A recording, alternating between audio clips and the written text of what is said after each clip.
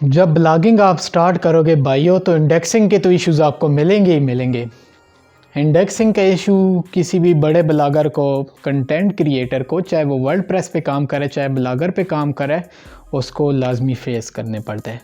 ख़ासकर बिगनिंग में, स्टार्टिंग में, न्यू जब आप काम स्टार्ट करते हैं तो नया नया आपके पास तजर्बा नहीं होता, तो ज़रूर आपको इस चीज़ से जो है वो गुज़रना पड़ता है। तो इसके लिए कुछ टिप्स एंड ट्रिक्स हैं किस तरह हम जो है ब्लॉगिंग करते हुए, कंटेंट राइटिंग करते हुए, ठीक है, किस तरह जो है वो इंडेक्सिंग इश्यूज़ को फिक्स करते हैं, अपने पोस्ट को, अपने आर्टिकल को, ये वेबसाइट के मेन पेज को गूगल के सर्च कंसोल के ऊपर इंडेक्स करते हैं। टाइम लगता है भाई, टाइम।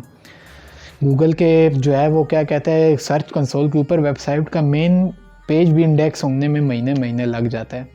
मेरे साथ हुआ है, 1 महीना लगा वेबसाइट का मेन पेज होने के लिए। तो उसके लिए इंडेक्सिंग इश्यूज़ को हम किस तरह ओवरकम कर सकते हैं, किस तरह ख़त्म कर सकते हैं, किस तरह मिनिमाइज़ कर सकते हैं, किस तरह इसके ऊपर हम कंट्रोल कर सकते हैं, उसके लिए मेरे पास 5 या 6 टिप्स एंड ट्रिक्स है। ठीक है, वो देखने से पहले आपने जो है वो चैनल को सब्सक्राइब करना है। ठीक है, मैं हूँ आपका दोस्त Iftikhar Ahmad from channel skills and tech for you. ठीक है, चैनल को आपने सब्सक्राइब करना है। ठीक है, लाजमी। अगर आपको टेक से रिलेटेड वीडियोस अच्छी लगती हैं, इन्फो लेना चाहता है, कुछ सीखना चाहता है, तो फिर आप इस चैनल को लाजमी सब्सक्राइब करें। वैसे इस चैनल को सब्सक्राइब करने की कोई ज़रूरत नहीं है, मुझे जो है वो इंटरेस्ट बेस्ड सब्सक्राइबर चाहिए। ठीक है, मुझे ये नहीं चाहिए कि आप किसी और कैटेगरी को, नहीं, आपको टेक से रिलेटेड कुछ सीखना है तो तब आप करें, वरना कोई फ़ायदा नहीं है। मैंने वरना किसी निच के ऊपर ही मैंने काम करना है। तो हमारे पास जो है वो, ठीक है, 6 या 5 टिप्स एंड ट्रिक्स है। ठीक है, 5 से 6, जिससे हम इंडेक्सिंग के इश्यूज़ को जो है वो मिनिमाइज़ कर सकते हैं, कंट्रोल कर सकते हैं। सबसे पहले हमारे पास है यूनिकनेस। ठीक है, यूनिकनेस ये है कि आपने अपनी माइंड से जो है वो आर्टिकल जो है वो लिखना है। ठीक है, कॉमन कंटेंट नहीं होना चाहिए, आपने एक यूनिक, एक नई चीज़ लेके आनी है, मुनफरिद हो। ठीक है, तो सबसे डिफरेंट हो, जो गूगल के ऊपर पहले से मौजूद ही ना हो।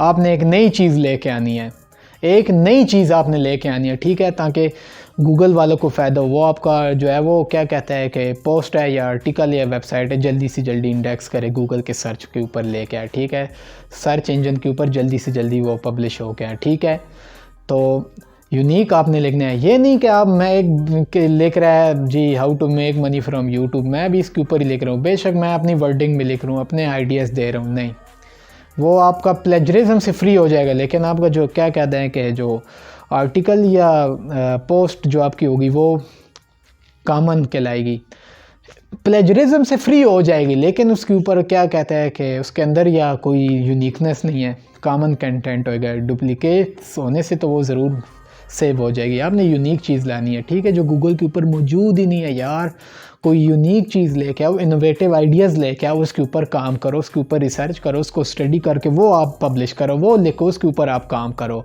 फिर देखते हो किस तरह आपकी जो है वो इंडेक्सिंग की इश्यूज़ नहीं सॉल्व होते। तो ये मैं यकीन के साथ कह सकता हूँ कि आपको जो है वो इंडेक्सिंग की इश्यूज़ आपके सॉल्व हो जाएगा। फिर ये नहीं आएगा कि discover but currently not crawl. ठीक है, क्रॉल बट नॉट डिस्कवर, ये नहीं आएगा। फिर गूगल वाले ख़ुद उसको क्रॉल भी करेंगे और उसको इंडेक्स भी करेंगे, सर्च के इंजन के ऊपर पब्लिश करके भी देंगे आपको, अगर आपके कंटेंट राइटिंग के अंदर यूनिकनेस होगी।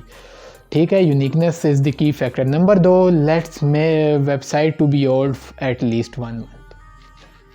मैंने पहले ही बताया कि मेरे क्या कहता है ब्लॉग स्पॉट की वेबसाइट के मेन पेज को जो इंडेक्स होने में एटलीस्ट 1 मंथ लग गया था, एटलीस्ट 1 मंथ लग गया था। ठीक है, 1 महीना लग गया था, एटलीस्ट 1 महीना लगा था, 1 महीना। ठीक है, खाली वेबसाइट का मेन पेज गूगल की सर्च के ऊपर इंडेक्स होने में। तो वेबसाइट जितनी पुरानी होगी, आप उस पर 1 महीना लगातार काम करते रहे अपनी वेबसाइट बना के। ठीक है, चाहे आप फ्री डोमेन पे कर रहे हैं या कस्टम डोमेन पे आप काम कर रहे हैं, तो जब वो 1 महीना पुरानी हो जाएगी, गूगल को लगेगा कि यार हाँ भाई ये काम कर रहे हैं, तो फ़ौरन जो है वो क्या कहते हैं वो उसके इंडेक्स कर लेंगे। ठीक है, कि ये यार इस पर रेगुलर जो है वो कंटेंट जो है वो पब्लिश हो रहा है। नंबर 3 जो है वो गूगल न्यूज़ पब्लिशर। ठीक है, नंबर 3 और 4 ये तकरीबन सेम है। नंबर 3 है गूगल न्यूज़ पब्लिशर, ठीक है। गूगल न्यूज़ पब्लिशर एक प्लेटफॉर्म है, ठीक है, गूगल के ऊपर। ये गूगल की एक ब्रांच है जहाँ पे रोज़ की जो है वो ट्रेंडिंग चीज़ें जो है वो शेयर होती है, ठीक है। Trending articles, trending post, world में क्या जा रहा है, टेक से रिलेटेड है, क्रिकेट से रिलेटेड है, स्पोर्ट्स से related, beauty health and tips से रिलेटेड है, कोई भी निच है, ठीक है। उसके ऊपर जो रोज़ के जो है वो ट्रेंडिंग जो आर्टिकल्स होते हैं वो पब्लिश होते हैं, ठीक है।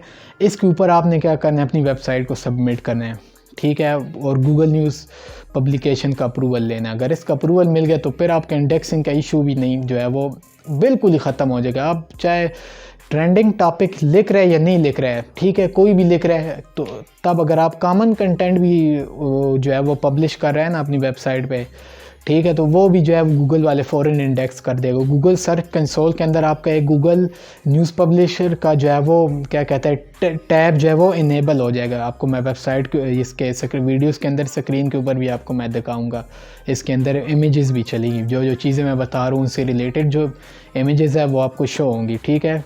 अगर इसके ऊपर आपको अप्रूवल मिलते हो तो फ़ौरन ही फिर आपका कोई भी आर्टिकल जो है वो पब्लिश होके जो है वो गूगल सर्च कंसोल में इंडेक्स हो जाएगा। नंबर 4 भी इससे रिलेटेड है, ठीक है। नंबर 4 है वायरलिटी ऑफ कंटेंट। जी, वायरलिटी ऑफ कंटेंट वो आपने क्या करना है, Google news publication, Google news publication, ठीक है, गूगल न्यूज़ से उठाना है या आपने गूगल ट्रेंड्स या गूगल के ट्रेंड्स को जो है वो आपने देखना है, ठीक है। इन दोनों से आजकल के ट्रेंडिंग टॉपिक कौन से है उसके ऊपर आपने अपनी वर्डिंग में कंटेंट लिखना है। कॉपी पेस्ट वाला काम नहीं करना भाई, कॉमन हो जाए लेकिन प्लेजरिज्म फ्री, ठीक है, वो आपने लिखना है। तो फिर इस तरीके से थोड़ी सी यूनिकनेस भी आ जाएगी, ठीक है। तो आजकल के मतलब हम अब टेक की कैटेगरी है, टेक की निच के ऊपर जो हम काम कर रहे हैं, टेक की कैटेगरी में आजकल कौन सी चीज़ जो है वो ट्रेंडिंग में जा रही है उसके ऊपर आपने टॉपिक लिखना है, ठीक है। व्हाट्सएप से रिलेटेड कोई अपडेट आ गई है, कोई ये इस तरह विंडोज़ से रिलेटेड कोई भी यार मोबाइल की एसेसरीज़ है, कोई इनसे रिलेटेड कोई इशू है, कोई भी ट्रेंडिंग के टेक के अंदर कोई बड़ी न्यूज़ आ गई, ठीक है, किसी सेलिब्रिटी की न्यूज़, उसके ऊपर आप लिखेंगे, ठीक है। ट्रेंडिंग में आजकल कौन सी चीज़ है या कोई चीज़ ईजाद हुई है, ठीक है, या कोई नया मोबाइल जो है वो लॉन्च हो उससे रिलेटेड उसके रिव्यूज़ लिखने, कोई भी चीज़ आप उस पर लिखेंगे ट्रेंडिंग में जा रही होगी, ठीक है। तो टेक के कैटेगरी के अंदर तो उसके ऊपर आप जो है वो आर्टिकल लिखेंगे ना तो वो फ़ौरन जो है वो क्या कहता है जो वो इंडेक्स हो जाएगा गूगल सर्च कंसोल के ऊपर, ठीक है। वायरलिटी ऑफ कंटेंट था चौथा। पांचवा हमारे पास ये है कि आपने गूगल क्वेश्चन ऐप का यूज़ करना है और quora.com का, ठीक है। इन दोनों पे जो है वो यूज़र जो है वो अपने क्वेश्चन देते हैं, अपनी क्वेरीज जो है वो लिखते हैं, ठीक है।